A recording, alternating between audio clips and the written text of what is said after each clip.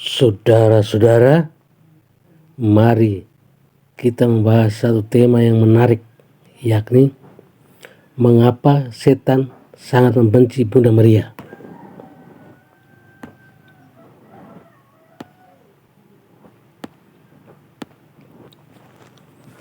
Setan sangat membenci Santa Perawan Maria. Bahkan setan telah melakukan segala upaya untuk mencegah tindakan devosi kepadanya. Dan setan telah menanamkan kebencian kepadanya selama 2 milenium.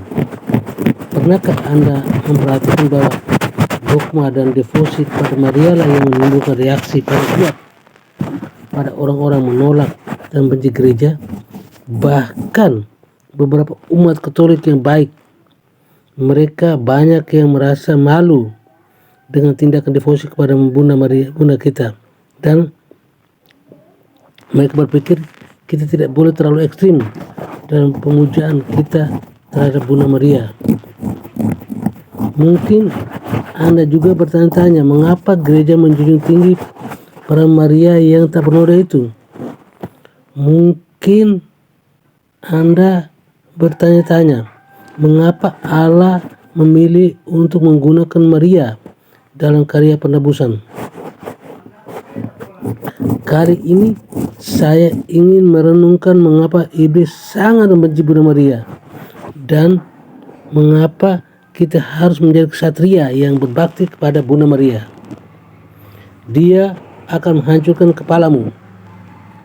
Adegan itu ada dalam Taman Eden. Tokohnya adalah Tuhan, ular, Adam dan Hawa. Iblis menyeringai penuh kemenangan.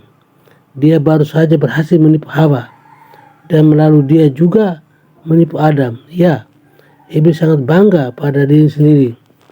Anda hampir dapat merasakan kebanggaan iblis dalam tindakan penghancuran itu, karena dia telah berhasil menodai karya penciptaan Allah dan menyeret manusia yang kepadanya Allah memiliki kasih yang istimewa ke dalam kematian dan kesengsaraan. Tuhan telah muncul di tempat kejadian untuk membersihkan kekacauan yang terjadi, menyampaikan kutukan tragis yang diakibatkan oleh dosa, dan juga sekaligus untuk menyatakan proto-evangelium, petunjuk pertama dalam Injil, serta malapetaka yang dialami oleh iblis. Tuhan mulai dengan menyapa setan, memberitahunya bahwa dia akan memakan kotoran selama sisa hidupnya. Kemudian dia mengungkapkan sesuatu yang membuat setan merasa ngeri. Kekalahannya yang terakhir adalah terjadi di tangan seorang wanita.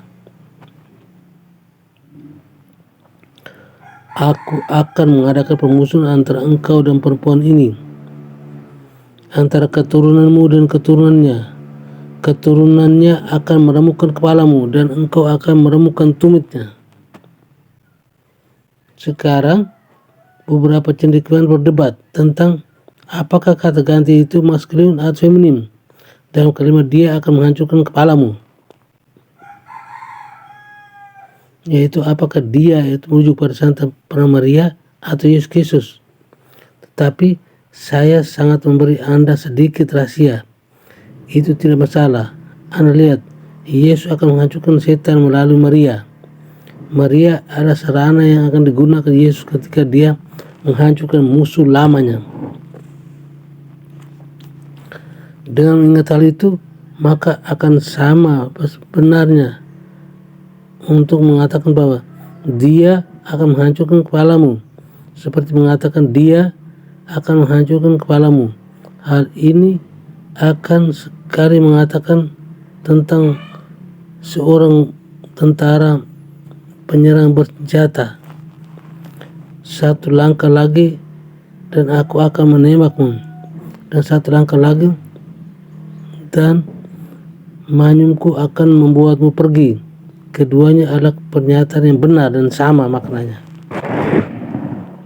Jadi mengapa dikalahkan oleh Maria sangat menyakitkan iblis?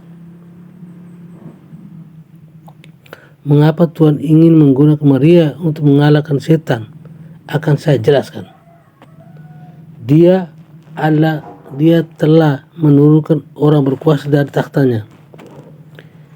Iblis membenci, maksud saya, iblis sangat membenci kenyataan bahwa kekalahannya yang terakhir akan terjadi di tangan seorang hamba perempuan yang sederhana. Di satu sisi, hatinya yang sombong masih dapat menerima jika dikalahkan oleh Tuhan sendiri, karena Dia adalah Maha Kuasa. Tetapi dihancurkan oleh seorang wanita sederhana dari Nazaret. Pikiran ini benar-benar amat memalukan bagi iblis. Hal ini sampai membuatnya gila, karena satu hal yang paling dibenci oleh makhluk ciptaan yang cokak itu dan semua ciptaan adalah jika dirinya dihinakan. Setan menganggap kekalahan oleh peran Maria amat memalukan karena dia seorang wanita, dan wanita adalah jenis makhluk yang lebih lemah dari pria, dan setan membenci kelemahan. Setan sangat suka jika melihat wanita dilecehkan, direndahkan, dan dijadikan sebagai benda mainan. Belum lagi bahwa Bunda Maria adalah manusia, dan setan sangat membenci manusia karena kita memiliki tubuh, sedangkan setan adalah roh murni yang menganggap tubuh adalah menjijikan. Tetapi ada alasan lain yang lebih mendalam bahwa setan benci jika dikalahkan oleh Maria, karena Maria menjadi pengganti dirinya di surga.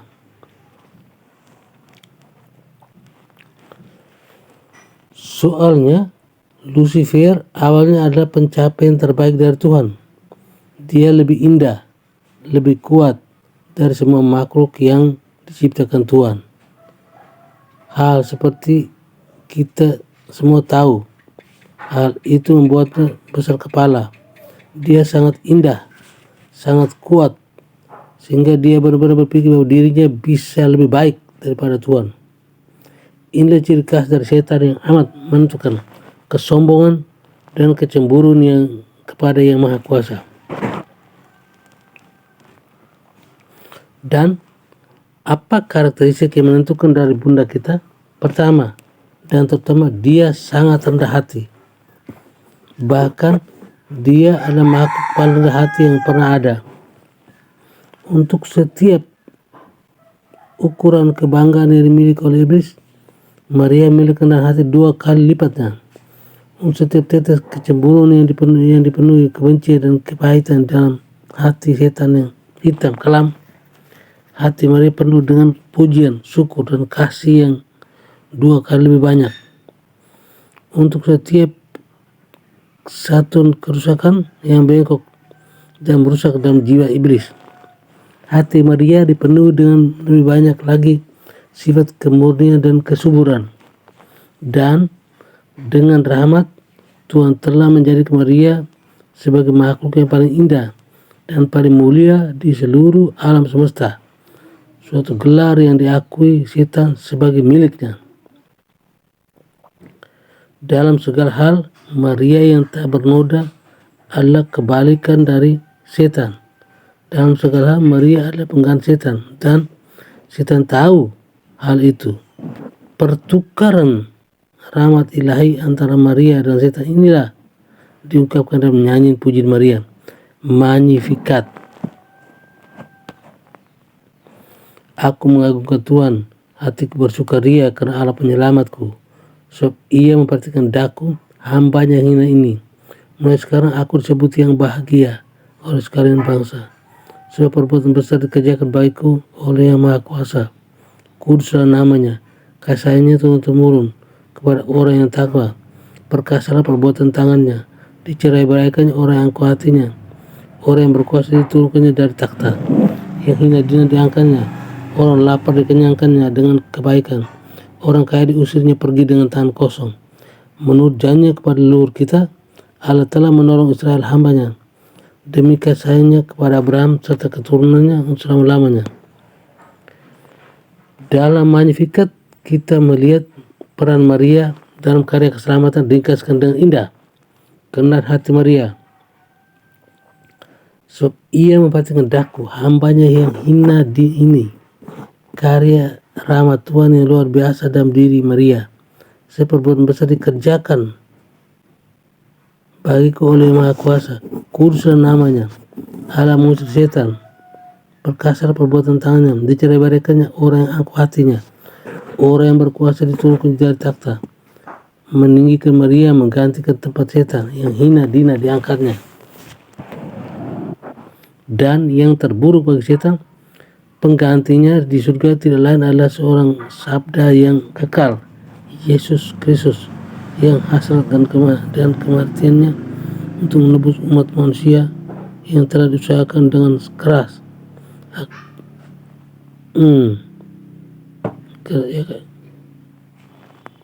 akan dihancurkan oleh setan. Jawaban ya dari Maria kepada Tuhan telah menyatakan ketidaktaatan Hawa, membuka jalan bagi karya penyelamatan Adam yang baru. Kelemahan Hawa yang sangat dicela oleh setan digantikan oleh ketaatan yang rendah hati dari Maria.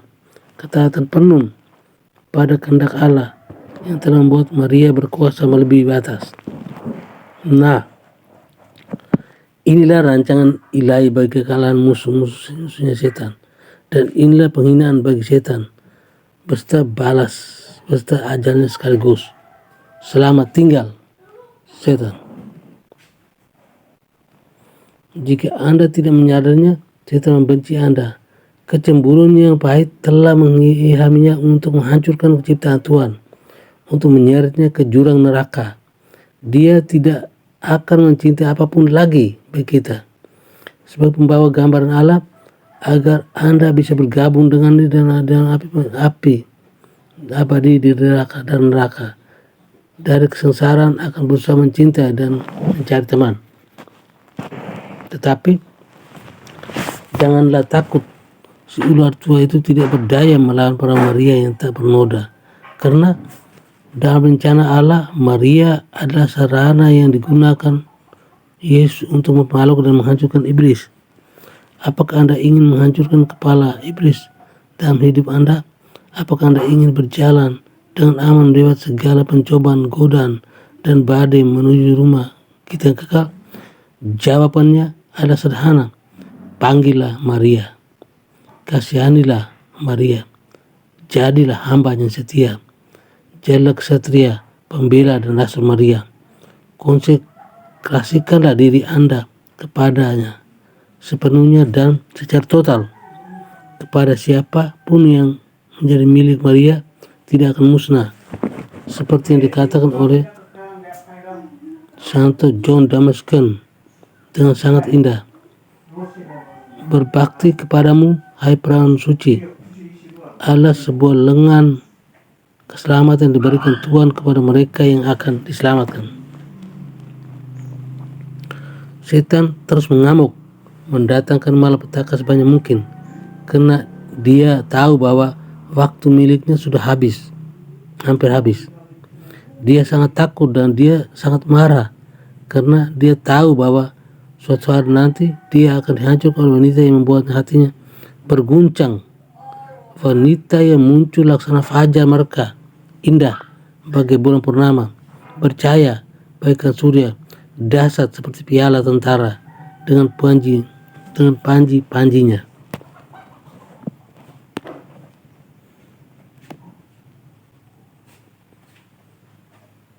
Doa.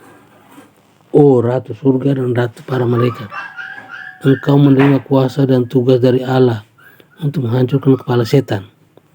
Karenanya dengan rendah hati kami mohon kepadamu, utuslah pasukan surgawimu, agar di bawah perintahmu mereka mencari semua roh jahat yang terlibat dalam pertempuran di mana-mana, agar menghentikan semua penghinaan dan kemarahan mereka, dan melemparkan mereka kembali ke dalam lubang neraka. Siapakah yang seperti Allah? Wahai Bunda Maria yang baik hati dan lemah lembut, Engkaulah yang menjadi tujuan dan harapan dan kasih kami.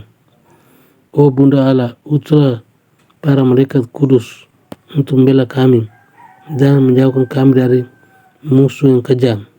Hai para malaikat dan malaikat agung, belalah dan jagalah kami selalu. Amin.